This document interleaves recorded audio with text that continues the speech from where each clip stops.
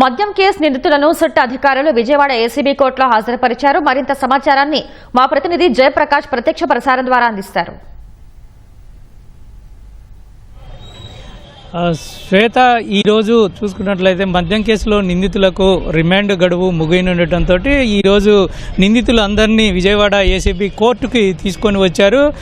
ఈరోజు కొద్దిసేపటి కిందటే వాళ్ళందరినీ కోర్టులో న్యాయమూర్తి ముందు హాజరుపరిచారు. మొత్తం 12 మంది నిందితులు ఇప్పటి వరకు అరెస్ట్ అయ్యారు. వాళ్ళందరినీ తీసుకువచ్చారు. విజయవాడలో 9 మంది నిందితులు, అదేవిధంగా గుంటూరు జిల్లా జైల్లో 2 నిందితులు, మరోవైపు రాజమండ్రి కేంద్ర కారాగారంలో ఎంపీ మిథున్ రెడ్డిని కూడా తీసుకువచ్చారు. వీళ్ళంతా కోర్టులో హాజరుపరిచిన తర్వాత నిందితులంతా ఒక్కొక్కరుగా న్యాయమూర్తి ముందు మాట్లాడారు.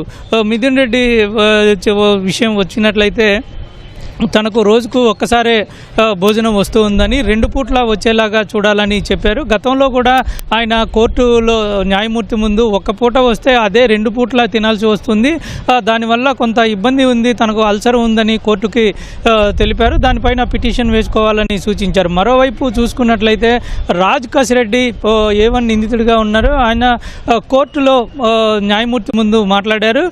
11 కోట్ల రూపాయలు ఇటీవల ఫామ్ హౌస్లో సీజ్ చేసిన దానికి సంబంధించి ఆ నగదు బ్యాంకులో వేరుగా ఉంచాలని కోర్టు ఆదేశాలు ఇచ్చినప్పటికీ కోర్టు ఆదేశాలను సిట్ అధికారులు పాటించలేదని, ఆ విషయాన్ని బ్యాంకు అధికారులకు తెలపలేదని, ఆధారాలని డిస్ట్రాయ్ చేసే విధంగా ప్రవర్తిస్తూ ఉన్నారని తెలిపారు.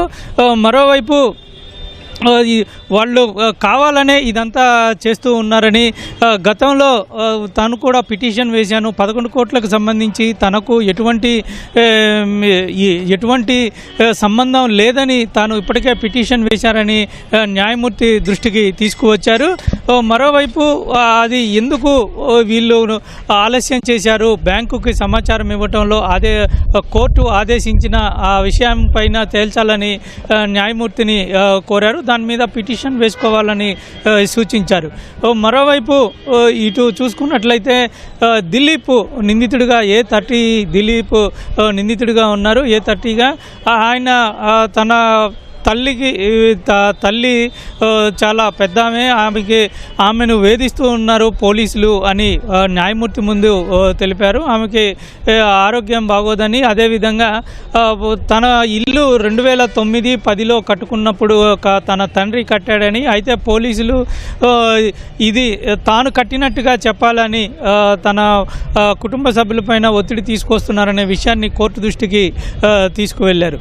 మరోవైపు ఇటు సజ్జల శ్రీధర్ రెడ్డి కూడా బెయిల్ పిటిషన్ పైన ఈరోజు వాదనలు జరుగుతూ ఉన్నాయి. ఇదే విధంగా చెవిరెడ్డి భాస్కర్ రెడ్డి ఇటు న్యాయమూర్తి ముందు మాట్లాడారు. చెవిరెడ్డి భాస్కర్ రెడ్డి తనకు ఇప్పటికే ఆరోగ్యం పెయిన్ ఉందని తెలిపారు.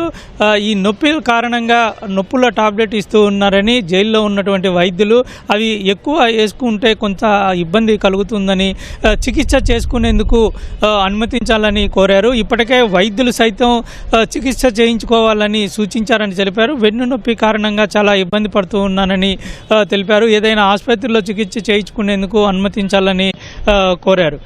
మరోవైపు చూసుకున్నట్లయితే కృష్ణమోహన్ రెడ్డి సంబంధించి కూడా ఆయన కోర్టులో మాట్లాడారు. హెల్త్ బాగలేదు, ఇటీవల ఆసుపత్రికి వెళ్ళానని తెలిపారు. ఇదే విధంగా ఈ నిందితులు మాట్లాడిన తర్వాత ఇటు బెయిల్ పిటిషన్ సంబంధించి వాదనలు జరుగుతూ ఉన్నాయి. అంతకుముందు ఈ 11 కోట్ల రూపాయలకు సంబంధించి పొన్నవోలు సుధాకర్ రెడ్డి వాదనలు వినిపించారు. కోర్టు ఆదేశాలు సరిగా పాటించట్లేదని, సిట్ అధికారులు దీని మీద విచారణ చేపట్టాలని, ఇప్పటికే ఇక్కడ ఉన్నటువంటి ఈ చెస్ట్ బ్యాంకు పంపించినటువంటి నగదును పంపించిన సీసీ ఫుటేజీ ఇవ్వాలని కోరినప్పటికీ వాళ్ళు ఇటీవల దాఖలు చేశారు. అయితే అందులో ఆ నెంబర్లు స్పష్టంగా రాయాలి అని చెప్పినప్పటికీ వాటిని పూర్తి స్థాయిలో చేయలేదని ఆయన కోర్టు దృష్టికి తీసుకువచ్చారు. ఇన్ని కోర్టు ఆదేశాలు కూడా పట్టించుకోకుండా సిట్టు వ్యవహరిస్తుంది అని దీనిపైన చర్యలు చేపట్టే విధంగా చూడాలని కోర్టు దృష్టికి తీసుకువెళ్లారు. ఇదే విధంగా ఈరోజు ఇందులో నిందితుడిగా ఉన్నటువంటి చాణక్య బెయిల్ పిటిషన్ పైన వాదనలు జరగాల్సి ఉన్నాయి. మధ్యాహ్నం ఈ పిటిషన్ పైన వాదనలు జరుగుతాయి.